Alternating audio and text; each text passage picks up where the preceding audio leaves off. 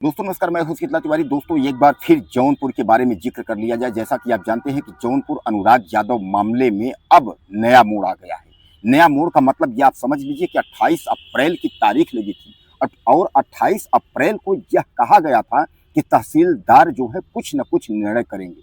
यानी तहसीलदार महोदय ने यह कहा था कि 28 तारीख को हम फैसला करेंगे और जो भी हम फैसला करेंगे उसको आप लोगों को स्वीकार होना चाहिए, दोनों पक्ष को, चाहे वह रामजीत यादव अनुराग के पिता हो, चाहे वह लालता यादव हत्यारा परिवार हो।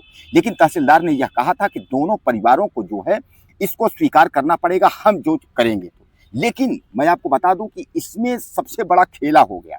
खेला यह हो गया कि उसमें जो है लालता यादव का जो परिवार था, अब उसके पास कोई भी चारा नहीं है। यानी लालता का जो परिवार है वह तो जेल में है ही है, उसके जो परिवार यानी घर की औरतें हैं वह तो मारे मारे घूम ही रहे हैं।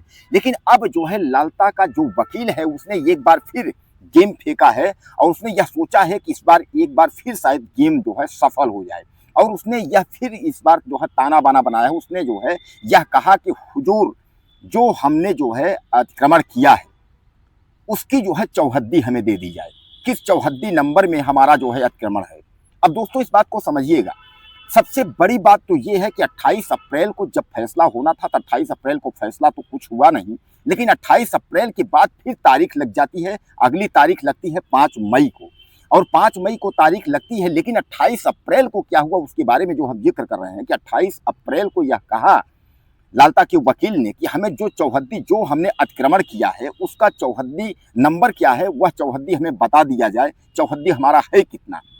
सबसे बड़ा सवाल इसमें आप ये समझिएगा कि कम से कम अभी तक में इतने दिन यानी 6 महीने में कम से कम लालता यादव हत्यारा परिवार ने यह स्वीकार कर लिया कि उसका जो मकान बना हुआ है वह अतिक्रमण में है, यानी सरकारी जमीन में मकान बना हुआ है। इस बात को तो उसने स्वीकार कर लिया। लेकिन अब सबसे बड़ा सवाल जो है वह सबसे बड़ा सवाल यही है कि अब वह यह कह रहा है चौहद्दी बताइए।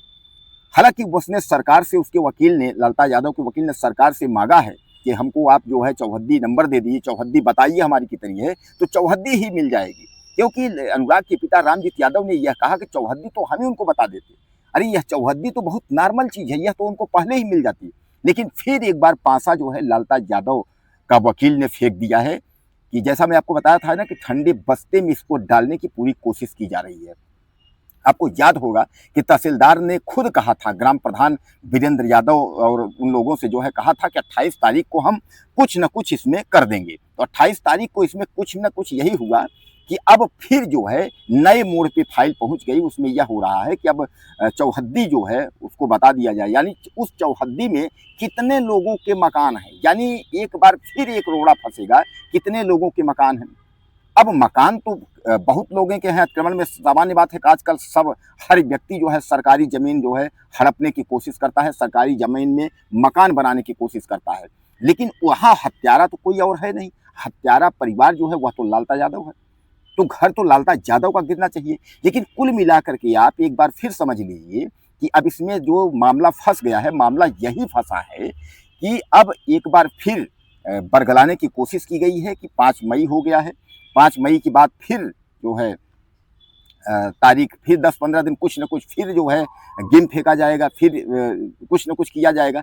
यानी इसी तरीके से, जैसा मैं आपको बताया था कि इसी तरीके से जो है धीरे धीरे इसको क्रमशः क्रमशः जो है किसी भी तरीके से इसको, इस मामले को ठंडा करने की पूरी कोशिश की जा रही है कि इस मामले को ठंडा कैसे किया जाए। तो अब दोस्तों कुल मिलाकर के आप समझ लीजिए कि अनुराग यादव का जो मामला है यह बहुत पेचीदा फंस गया है।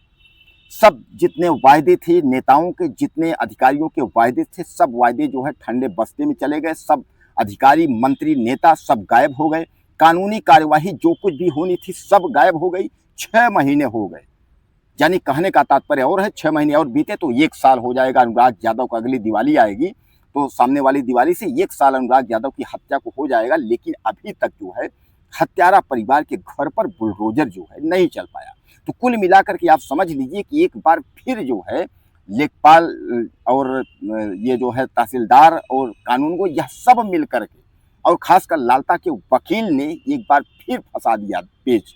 अब लालता के वकील ने जो है, भाई वकील है उसको तो बचाना है कुल मिला करके। और जैसा मैं आपको कहा कि अनुराग यादव वाले इस मामले में जो है, इसको यह पता है कि बंजर की जमीन है, आज नहीं कल घर तो गिरेगा ही।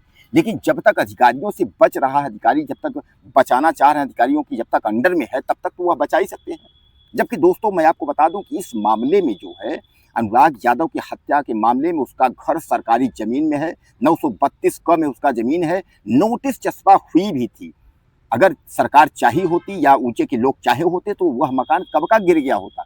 जब भी कोई क्राइम होता है, नोटिस चस्पा होती है, बुलडोजर पहुंचता है, तुरंत कार्रवाई हो जाती है। और वहां अनुराग यादव मसले में लालता यादव का जो घर है, उसके लिए तो सुप्रीम कोर्ट की गाइडलाइन है कि सरकारी जमीन में, अगर सरकारी जमीन को आपने अतिक्रमण किया है तो उसमें घर गिराने में जो है कोई सिफारिश या किसी भी प्रकार का कोई हस्तक्षेप नहीं होगा, आपका घर गिर जाएगा।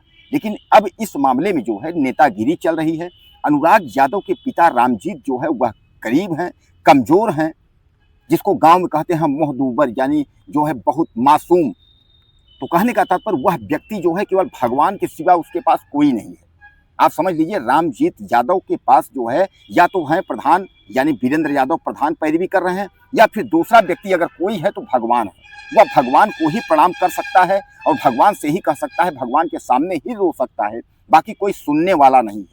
जिसके पास भी जाएगा वह सब मुस्कुरा करके फाइल जो है आपको याद होगा कि मुस्कुरा करके फाइल ट्रांसफर कर देंगे, बंद कर देंगे, अगली तारीख लगा देंगे, इस तरीके की जो है उसमें जो है चल रहा है। तो कहने का तात्पर्य दोस्तों एक बार फिर जो है अनुराग यादव का जो 28 तारीख को बुलडोजर चलना था, फैसला होना था, अंतिम फैसला होना था, फाइल सुरक्षित रखनी थी, अब वह फिर जो है सारा दारोमदार यानी सारा प्रोपगंडा जो है वो चला गया है 5 मई को। अब 5 मई को क्या होता है यह भी आपके सामने जो है दिखेगा। दोस्तों आपको क्या लगता है इस मामले में 5 मई को क्या होने वाला है? 5 मई को बुलडोजर चलेगा, घर गिरेगा, या 5 मई को फिर कोई नाटक होगा? अपनी राय मुझे आप ज़्यादा से ज़्यादा दीजिएगा और ये चीज़ जरूर लिखिएगा कि आप हैं कहाँ से, अपना परिचय आप जरूर हमें दीजिएगा, क्योंकि हम अपने हर भाइयों के कमेंट जो है जरूर मैं देखता हूँ।